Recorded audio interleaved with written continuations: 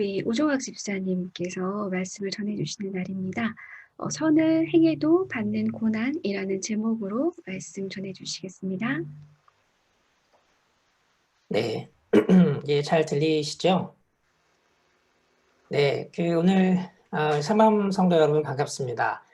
제가 지난 11월 달에 평신도 강당교류로 다른 교회에서 설교를 했었습니다. 오늘 같은 설교를 해달라는 이제 부탁을 받고 이 삼암 교우들께 이제 말씀을 나누게 되었습니다.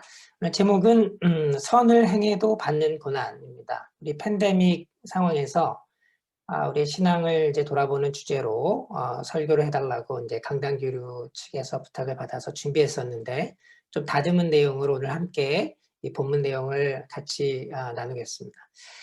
베드로전서는 로마에서 순교를 당하기 전에 이 베드로가 그 소아시아 지역에 흩어져 있었던 나그네 되었던 그리스도인들에게 보낸 편지입니다. 전반적인 내용은 이제 시련 또 고난을 넘어서 이제 어떻게 신앙을 지키며 살아가야 할지 실제적인 이제 권면을 담고 있습니다. 베드로가 이 편지를 쓴 배경이 이제 정확히 어느 시대인지 특정하기는 이제 어렵죠. 하지만 이제 초대교회가 시작된 이후에 이제 네로 황제를 비롯해서 로마 제국이 어떻게 이제 그리스도인들을 이제 핍박했는지 잘 알려진 사실들을 이제 통해서 우리가 이제 그 배경이 이제 어땠을지 이제 상상해 볼 수 있을 것 같습니다. 가령 그리스도인들을 뭐 사자굴에 이제 사자들의 먹이로 이제 산채로 내어주었다거나 혹은 이제 밤에 이제 불을 밝힐 목적으로 이제 횃불 대신에 이제 그리스도인들을 이제 불태워서 이제 죽였다고 그런 이제 전해지는 내용들을 우리가 좀 기억해 보면 베드로가 오늘 본문에서 말하는 이제 시련, 이제 고난 이런 것들이 이제 이 편지를 받고 이제 읽었던 그 당시 그리스도인들에게 어떤 의미로, 어떤 느낌으로 이제 다가왔을지 한번 우리가 가늠해 볼 수 있을 것 같습니다. 자, 이런 배경에서 오늘 본문을 보면 이제 우선 눈에 띄는 것이 이제 두 가지 종류의 이제 고난이 있다. 이런 이야기가 나오죠. 본문 20절을 보면 죄를 짓고 매를 맞으면서 참으면 그것이 무슨 자랑이 되겠습니까? 그러나 선을 행하다가 고난을 당하면서 참으면 그것은 하나님께서 보시기에 아름다운 일입니다. 이렇게 베드로가 이야기하고 있습니다. 첫 번째 고난은 죄를 지어서 받는 고난. 두 번째는 선을 행하다가 받는 고난. 이렇게 이제 두 가지가 등장하는 것 같습니다. 자, 이 첫 번째 고난에 먼저 생각해 보면 죄를 지어서 매를 맞는 그런 고난의 경우는 이제 내가 잘못해서 받는 고난입니다. 고난의 원인이 이제 나에게 있지요. 감옥에 가고 벌금을 물고 로마 시대 같으면 채찍을 맞고 뭐 몽둥이질을 당하고 그 이유가 바로 이제 내가 뭔가 잘못하고 죄를 지었기 때문입니다. 이런 고난을 받는다면 우리는 그러니까 남을 탓할 수가 없습니다. 받아도 마땅한 그런 고난이기 때문입니다. 종종 보면 이 마땅히 받아야 되는 고난을 합리화하고 또 이제 포장하는 경우를 봅니다.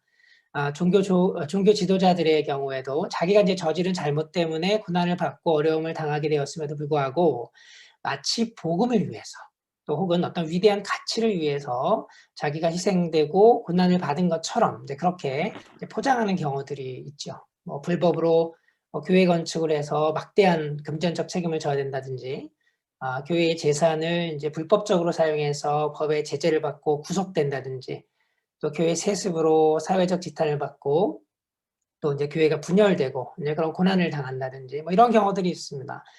이런 고난들은 이제 분명히 죄를 짓고 매를 맞는 고난처럼 자신의 잘못 때문에 받는 고난이죠.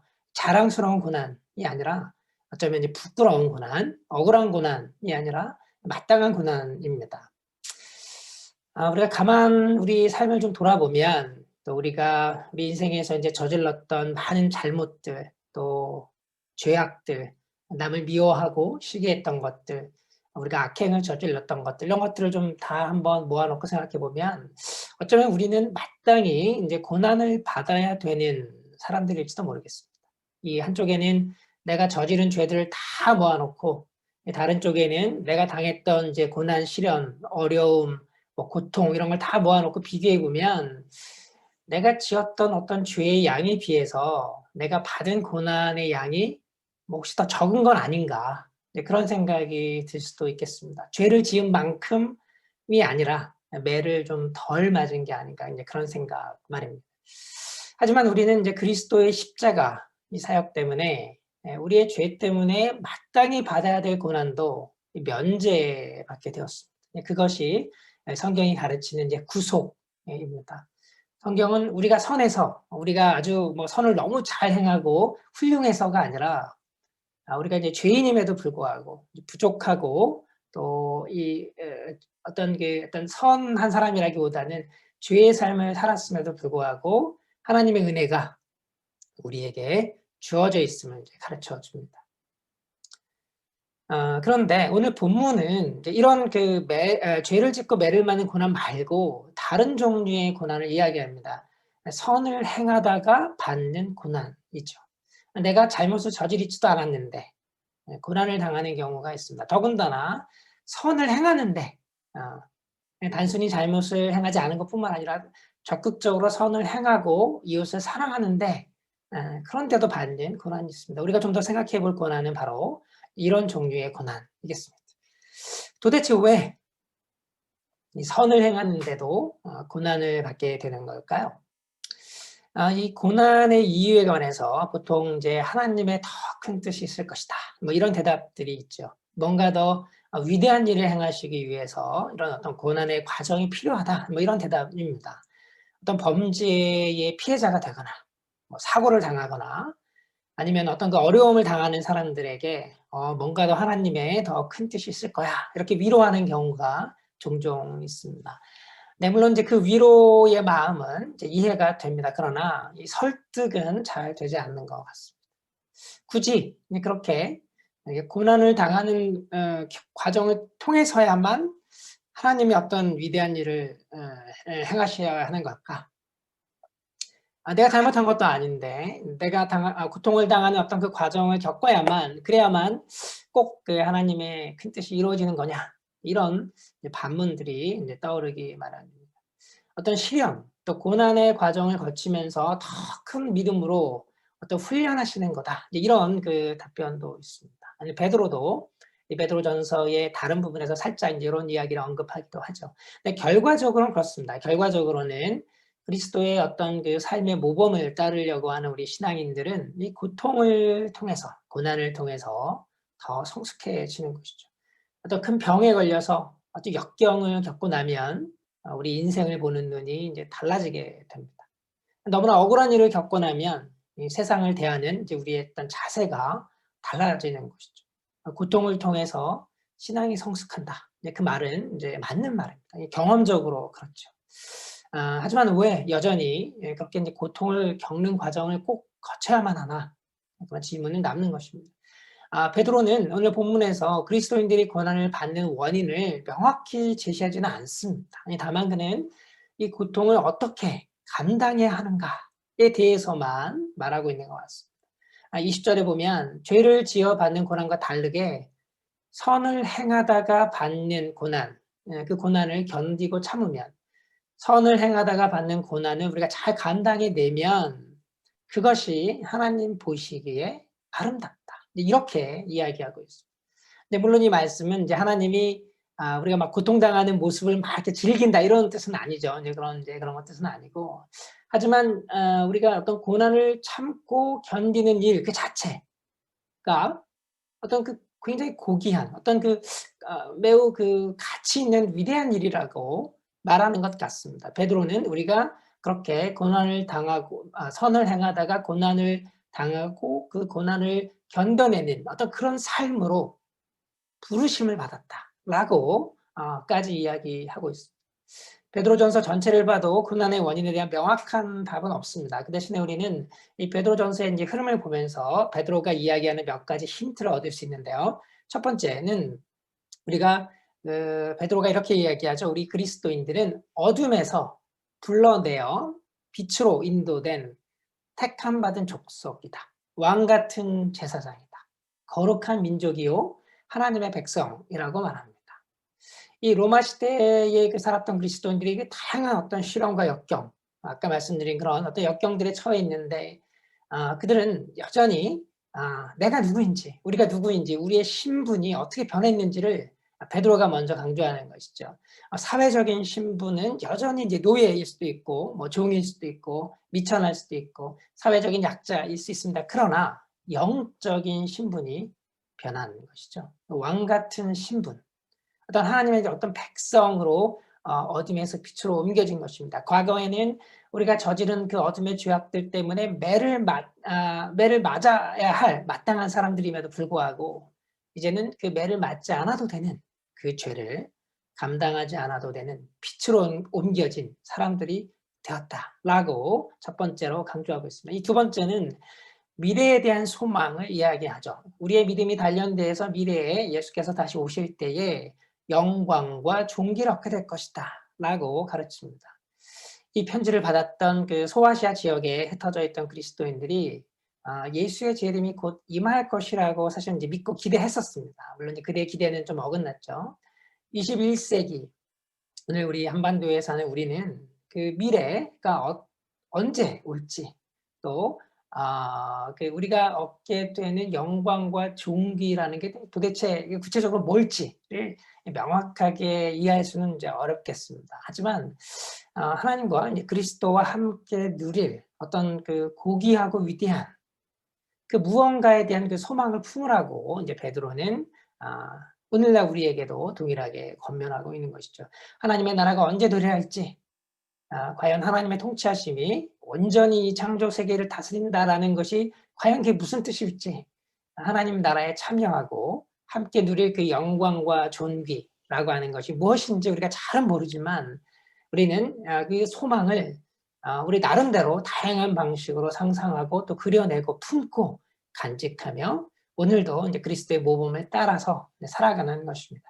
어쩌면 고난이라고 하는 것은 처음부터 우리의 지성으로 파악할 수 없는 이해 불가한 것일지도 모르겠습니다. 하지만 베드로의 초점은 이 고난의 원인을 설명하려는 어떤 지적인 작업, 논리적인 설명이 아니라 이 실험, 이 혹독한 고난을 임하는 그리스도인들의 자세에 관해서 이야기하고 있는 것이죠.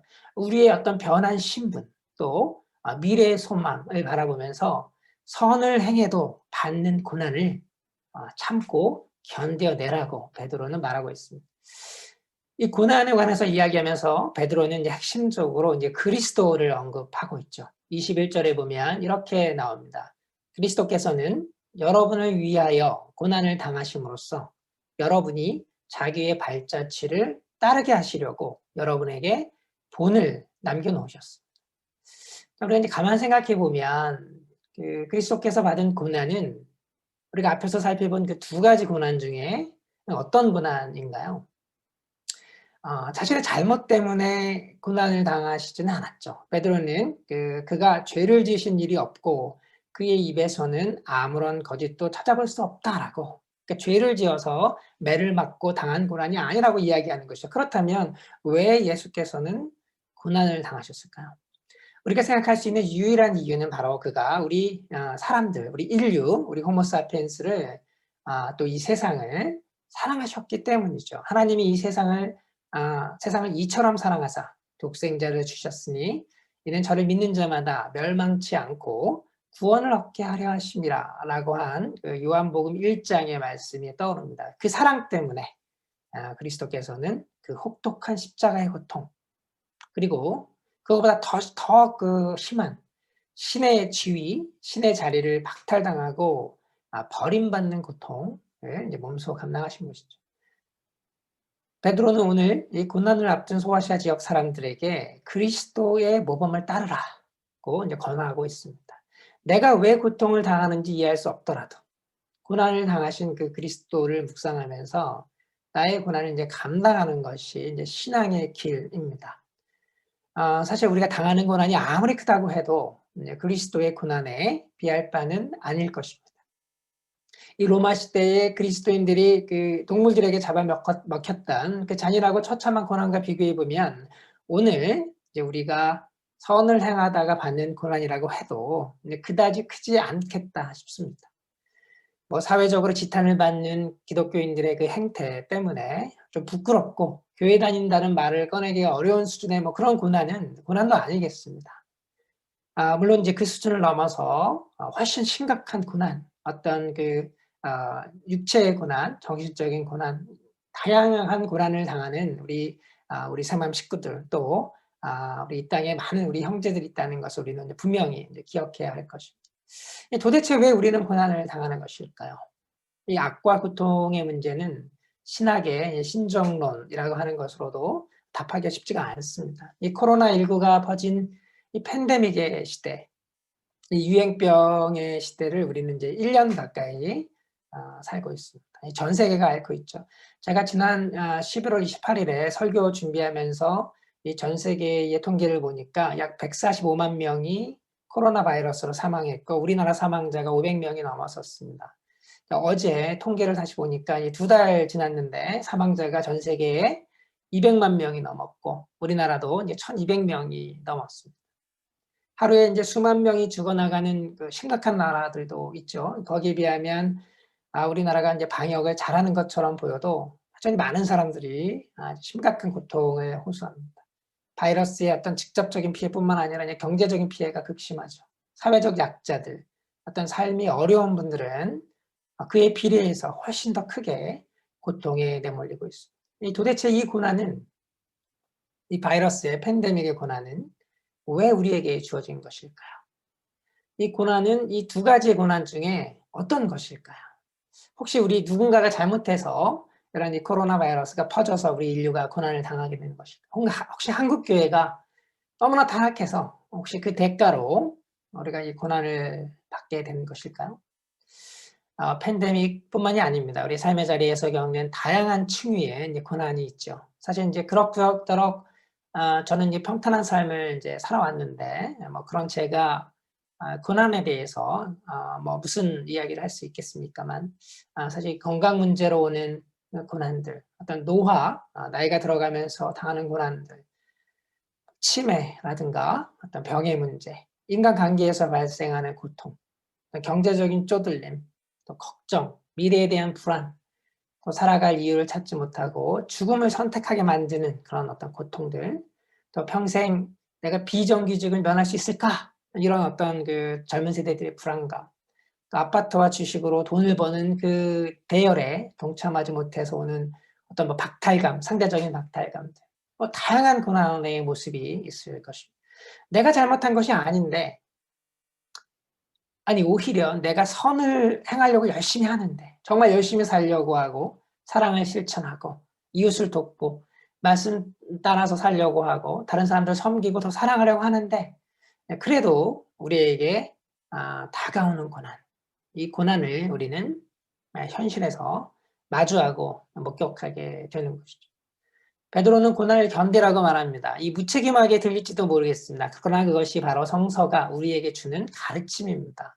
물론 이제 사회 경제적인 구조적인 모순이 있다면 당연히 그 고난을 만들어내는 이 악의 근원을 바꾸는 작업을 해야 됩니다. 가난한 사람들이 더 고난을 당한다면, 사회적 약자들이 더 고통을 겪는다면 우리 그리스도인들이 함께 나서서 그래서 바꾸는 그런 고난을 없애는 작업을 해야 됩니다. 기업이 노동자의 목숨을 귀하게 여기지 않고 이 재해를 방치한다면, 그냥 방지하지 않는다면 그러면 그리스도인들이 나서야 됩니다. 사회적 약자들을 혐오하고 배제하는 일이 만연한다면 그런 구조적인 그런 고난의 통로, 고통의 통로를 막는 일에 누구보다도 우리 그리스도인들이 나서야 하는 것입니다. 죄를 짓지도 않았는데 매를 맞는 사람이 있다면 그런 일이 발생하지 않도록 교회가 힘써야 하는 것이죠. 오늘 본문에서 베드로는 그런 문제를 직접 다루지는 않습니다. 그 대신에 이 고난을 당하는 개인들이 당장 이 고난을 어떻게 감당해야 하는지를 말하고 있는 것이죠. 그 답은 바로 그리스도께 있습니다. 그리스도의 모범을 보십시오. 그리스도는 왜 고난을 당해야 했을까요? 할 수만 있다면 이 잔을 내게서 옮겨달라는 그 기도, 겟세마네 동산에서 잡히기 직전에 마지막으로 쏟아내셨다는 그 피눈물의 기도가 떠오릅니다. 전지전능한 하나님인데 왜 그 고난의 길을 피할 수는 없었을까요? 그러나 예수께서는 그 고난을 피하지 않고 하나님의 뜻대로 해달라고 기도하셨고, 그리고 그 고난을 감당하신 것이죠. 이 베드로전서에 흐르는 이 고난에 대한 마지막 힌트는 우리가 이제 나그네라고 하는 점입니다. 나그네로서 우리는 이 세상에 속하지 않은 것이죠. 이 며칠 쉬어갈, 며칠 묵어갈 뭐 호텔 혹은 우리가 펜션에 들어가면 거기 들어간 여행객은 그 집을 소유하려고 하지 않습니다. 뭐 그렇다고 해서 청소도 안 하고 뭐 이렇게 대충 살아도 된다는 얘기는 아니겠죠. 우리가 이 세상에 나그네로 왔으니까 다 쓸데없다. 이런 어떤 성속 이원론을 이야기하는 것은 아닙니다. 그러나 100년이 채 안 되는 그런 시간을 사는 동안 우리는 마치 1000년, 10,000년 살 것처럼 살아서는 안 되겠습니다. 우리가 좀 더 면밀하게 한번 생각해보고 따져보면 우리가 당하는 고통의 많은 원인이 사실 우리들에게 있습니다. 나그네가 아니라 영원히 주인처럼 살려고 하기 때문에 수많은 고통이 발생하는 것이죠. 물론 내가 잘못한 것이 아니더라도 누군가 잘못한 일의 결과가 모두의 고통으로 주어지는 경우가 많습니다. 세월호로 많은 아이들이 생명을 잃은 것은 하나님께 책임이 있는 것이 아니라 그 사건을 일으킨 범인들, 범죄자들에게 책임이 있습니다. 입양된 어린아이가 죽임을 당한 이유는 우선적으로 그 아이에게 폭력을 가한 부모의 죄 때문인 것이죠. 혹은 그 부모를 잘못 가르친 어떤 인간의 존엄성과 생명의 소중함을 가르치지 못한 가정, 학교, 그리고 교회의 책임인 것입니다. 인간의 욕심이 만들어낸 이 수많은 죄악들, 그 죄악들이 쌓여서 누군가에게 고통을 가져다 줍니다. 우리가 당하는 고통의 문제는 나의 잘못이 아니다라고 하더라도, 우리 교회의 잘못이 아니다라고 하더라도 인류의 역사를 통해서 쌓여온 그 범죄들, 죄악들, 결국 우리 인간의 잘못 때문인 경우가 많습니다. 우리가 겪는 고통은 많은 경우 우리 자신에게, 우리들에게 연대 책임이 있는 것이죠. 베드로는 나그네인 우리가 살아있는 돌이 되어서, 살아있는 돌이 되어서 신령한 집을 짓는데 사용된다고 이야기합니다. 그 집은 바로 교회를 가리키겠죠. 고난에 마주하는 오늘 우리 그리스도인들은 이 고난에 대한 현실적인 답을 나그네 된 삶, 그리고 교회에서 찾아야 합니다. 물론 우리 교회 공동체가 우리의 고난을 해결해주는 어떤 보험, 혹은 뭐 사회적인 안전장치, 뭐 그런 의미는 아니겠습니다. 물론 교회 공동체가 서로의 고난을, 고통을 분담하고 함께 이 시련을 극복하는 공동체 역할을 해야 되죠. 하지만 그거보다 더 중요한 것은 아마도 그리스도의 모범을 따르면서 선을 행하다가도 받는 고난, 그것도 묵묵히 감당하고 견뎌내는 그런 작은 그리스도인들이 서로의 존재를 목격하고 서로의 삶을 눈으로 확인하고, 그래서 우리가 누구인지, 어떻게 우리의 신분이 바뀌었는지, 그리고 우리가 믿고 소망하는 것이 무엇인지 끊임없이 서로에게 고백하고, 그래서 함께 선을 행하면서 또 고난을 견뎌내는 그런 어떤 이 고난의 공동체가 되는 것입니다. 이 고통스러운 팬데믹이 한국교회 전체를 뒤덮고 있습니다. 저는 이 기회를 통해서 한국교회가 거듭났으면 좋겠다는 소망이 있습니다. 교회 안에서 우상으로 자리 잡았던 것들이 하나하나 드러나고 무너지고, 복음 대신에 그 자리를 차지했던 어떤 문화, 어떤 종교의 껍데기들이 하나하나 벗겨지고, 약자와 소수자들에 대한 혐오와 배제를 넘어서 인애와 공평을 실천하고, 우리의 잘못이 아니더라도 인류의 어떤 공동체적인 책임, 연대의 책임을 기꺼이 감당하고 그 고난에 함께 동참하는 그런 공동체로 한국교회들이 다시 태어났으면 하는 바람이 있습니다.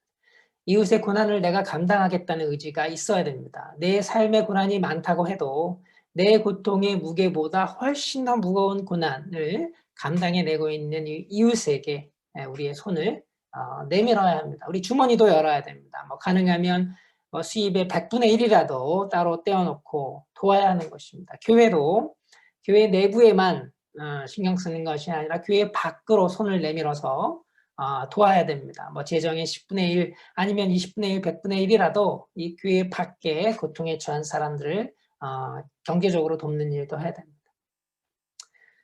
네, 말씀을 맺겠습니다. 고난이 언제 끝날지 잘 모르겠습니다. 이 잔을 옮겨달라고 기도하는 것은 예수께서 하신 것처럼 우리가 마땅히 해야 될 기도입니다. 그러나 하나님의 뜻에 맡겨야 하는 것이죠. 선을 행하다가도 받는 고난, 그 고난을 오래오래 감당할 그런 신앙이 우리에게 필요한 시대입니다. 이 고난이 계속되어도 삶이 계속 어려워도 그래도 선을 행하려는 자세, 선을 행하고자 하는 그 의지가 우리에게는 이제 필요한 것입니다. 이 이해하기 어렵고 무섭고 좀 괴롭고 힘든 이 팬데믹의 상황에서 그리스도께서 가신 길을 따라 걷는 그 신앙의 걸음을 우리는 한 발씩 내디뎌야 합니다. 그리고 함께 걷는 사람들을 보면서 서로 위로가 되어야 할 것입니다. 오직 하나님의 긍휼하심이 우리에게, 우리 사람 공동체에게, 또 우리 한국교회에게, 또 우리 인류에게 주어지기를 바랄 뿐입니다. 우리 다 같이 침묵으로 묵상하면서 기도하시겠습니다.